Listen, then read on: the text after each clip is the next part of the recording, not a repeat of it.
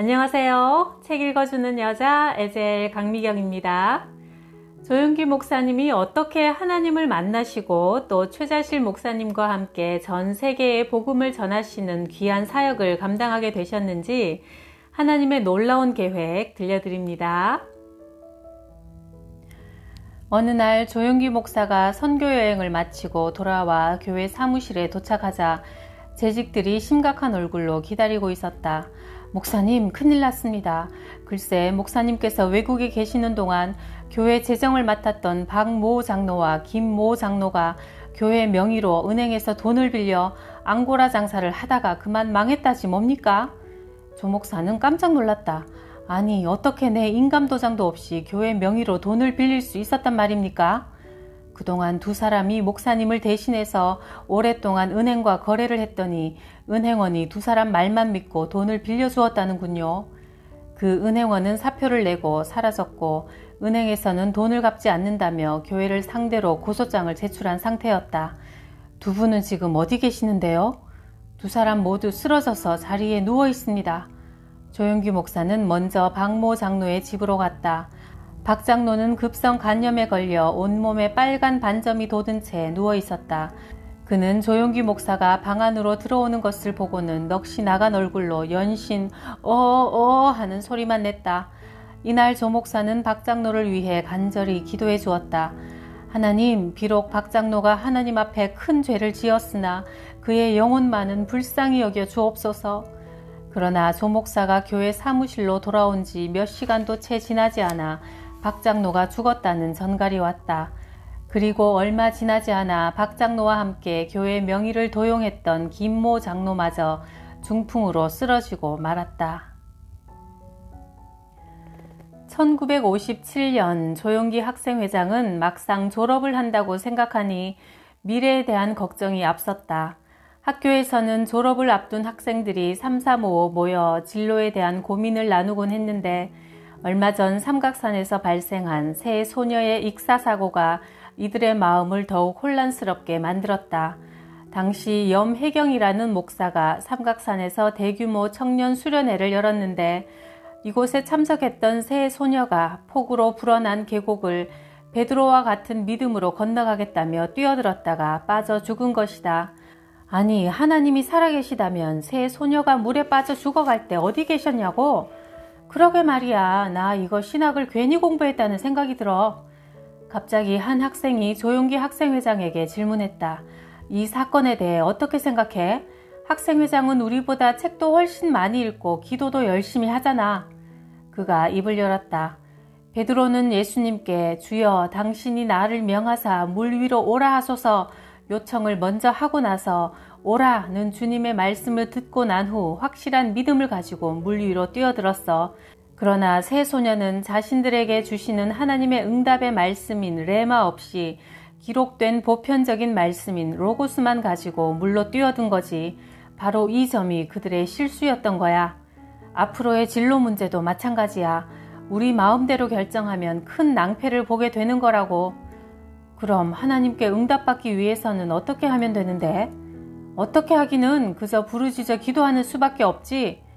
실제로 조용기는 졸업을 앞두고 매일같이 학교 강단에 꿇어 엎드려 진로 문제를 놓고 부르짖어 기도했다. 그때를 회상하며 그는 이렇게 말한다. 제가 신학교를 졸업할 때는 정말 앞이 캄캄했습니다.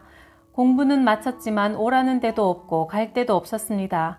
그래서 늘 엎드려 기도하고 울면서 나는 갈 길 모르니 주여 인도하소서 어디 가야 좋을지 나를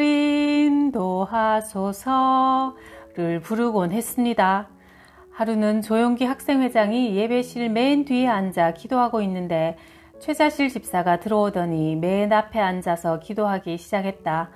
두 사람은 예배실 맨 앞과 뒤에 앉아서 한참 기도했다. 그때 갑자기 조용기의 마음 가운데 최자실 집사에게 가서 안수기도를 해주어라는 음성이 들려왔다. 그는 한참을 망설이다가 맨 앞으로 가서 최자실 집사에게 말을 꺼냈다. 제 마음속에 자꾸 집사님을 위해 안수기도를 해주라는 음성이 들립니다. 그러면 해주세요. 조용기 회장은 조심스럽게 최자실 집사의 머리에 손을 얹고 기도하기 시작했다. 그 순간 전혀 뜻밖의 말들이 그의 입에서 흘러나왔다. 너는 신학교를 졸업하고 나면 남편에게 이혼당할 것이다. 그러나 10년 후 남편이 다시 돌아오게 될 것이다. 헉! 너무나 충격적인 내용의 기도를 받던 최자실 집사는 눈을 뜨고 외마디 소리를 지르며 자신의 머리에서 조용기 학생회장의 손을 떼려고 했다.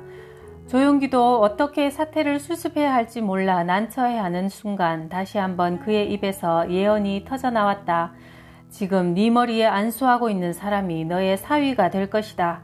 뭐라고? 최자실 집사는 어이가 없어 그 자리에서 벌떡 일어나 예배실을 나가버렸고 조용기 학생회장은 어찌할 바를 몰라 그녀의 뒷모습만 쳐다보았다. 그 후 두 사람은 함께 천막교회를 개척하게 되었고 서대문으로 옮겨 순복음 중앙교회가 계속 성장해 나가자 조용기 목사에게 아내와 가정이 필요하다는 여론이 교회 내 급속하게 일어났다. 그러더니 권사들을 중심으로 조 목사의 결혼을 추진하겠다는 움직임이 생겨나 부인회 임원들이 조 목사의 자취방을 방문했다. 목회하시느라 고생하시는 목사님에게 보필할 사모님이 계셔야 합니다. 목사님은 아무 소리 마시고 무조건 성의 양과 결혼하시지요. 지금까지 최자실 목사의 딸 김성애를 친동생처럼 생각했던 조용기 목사는 권사들의 갑작스러운 조언에 당황했고 존 허스톤 선교사를 찾아가 진지하게 상의하기로 했다. 그런데 허스톤 선교사는 조 목사가 결혼 이야기를 꺼내자마자 기다렸다는 듯 김성애와 결혼하라고 권했다. 그렇지 않아도 제가 조 목사님의 결혼 문제를 놓고 혼자서 기도해 왔는데 성애 양과 결혼하는 것이 하나님의 뜻이라는 응답을 받았습니다. 그러나 성애는 중학교 때부터 오빠 오빠 하면서 저를 따라다녔고 제가 용돈이라도 주면 고맙습니다 하면서 받는 친동생 같은 아이입니다. 그러나 이미 조 목사님은 신학교 시절 최전도사님의 사위가 될 것이라는 하나님의 계시를 받았다고 하지 않았습니까? 내심 조용기 목사를 사위로 마음에 두고 있었던 최자실 전도사도 딸 성애가 학교를 졸업하는 대로 두 사람이 결혼하기를 바랬다. 이렇게 해서 조용기 목사는 본격적으로 김성애를 배우자로 놓고 기도하기 시작했고 기도할수록 하나님의 응답이라는 확신이 들었다. 마침내 김성애가 이화여대를 졸업한 1965년 3월 1일 두 사람은 3천여 명의 성도들 앞에서 결혼식을 올렸다. 주례를 맡은 리차드 목사는 흥이 나서 1시간 동안 주례를 하는 바람에 몸이 허약했던 조 목사는 쓰러지지 않기 위해 안간 힘을 써야 했다. 결혼식이 끝난 후 두 사람은 신혼여행으로 부산 해운대를 찾았다.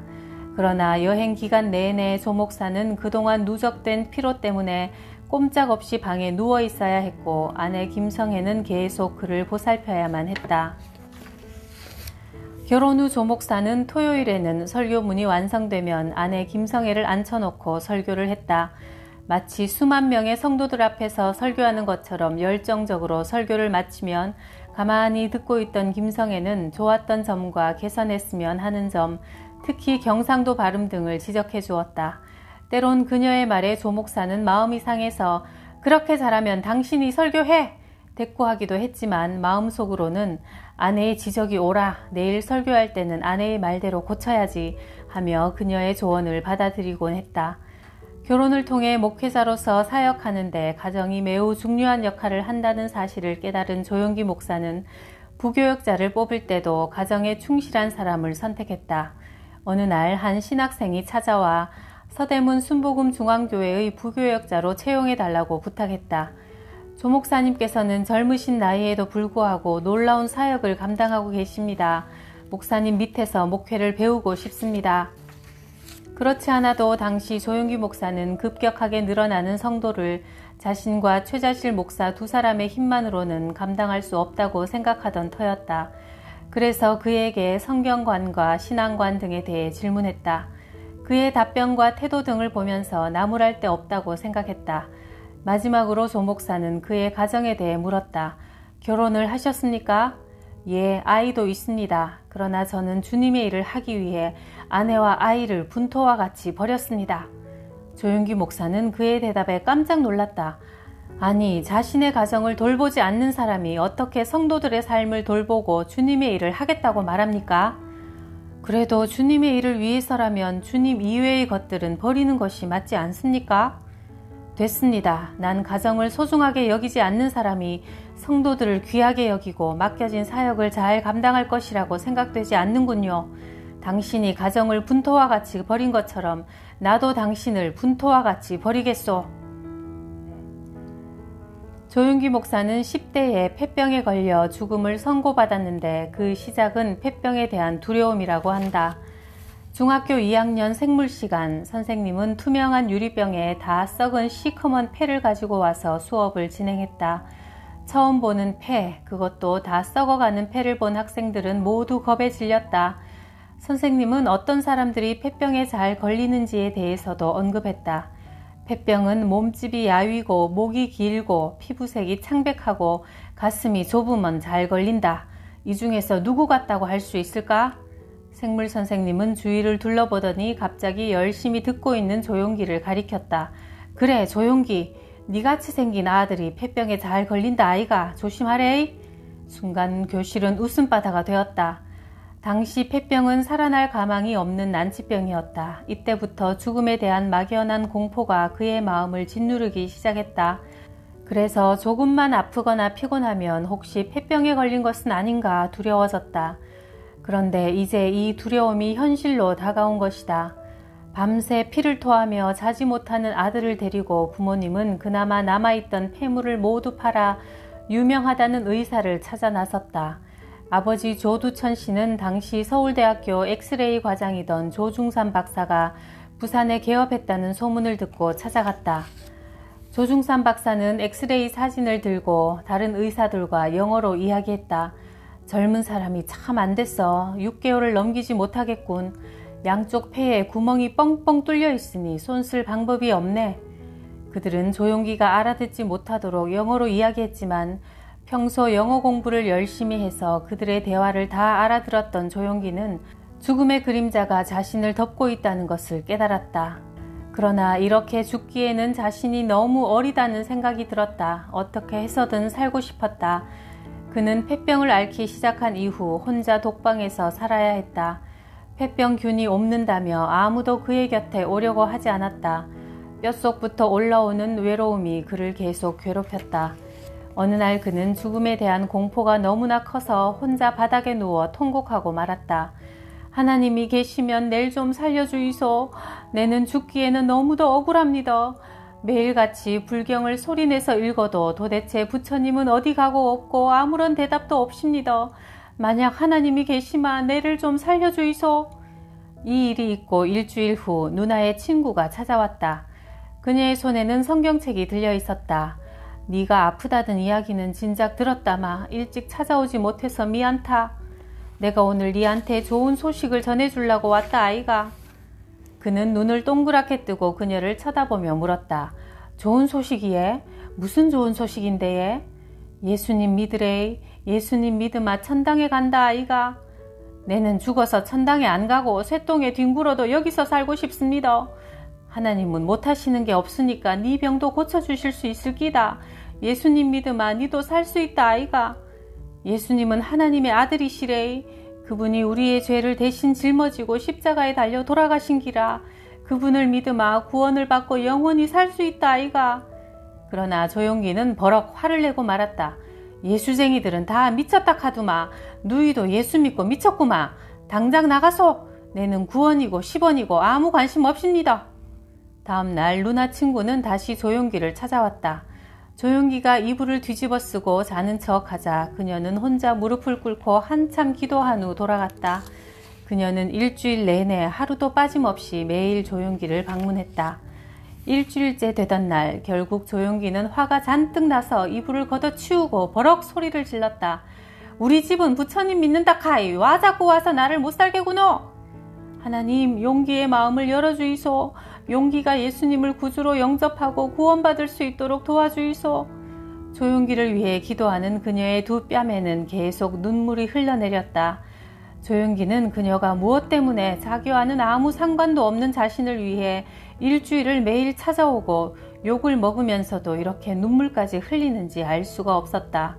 그러나 자신을 위해 눈물 흘리는 그녀를 보면서 그는 그동안 한 번도 느껴보지 못한 깊은 감동을 느꼈다.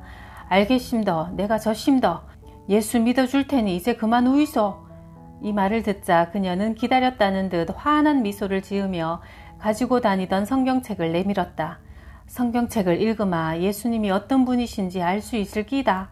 용기야, 네가 폐병에 걸려갖고 지금 창세기부터 읽어서는 죽기 전에 요한계시록까지 다 못 읽겠다. 구약은 나중에 건강해지만 천천히 읽고 우선 신약부터 읽어보제이. 그날부터 조용기는 혼자서 성경을 읽기 시작했다.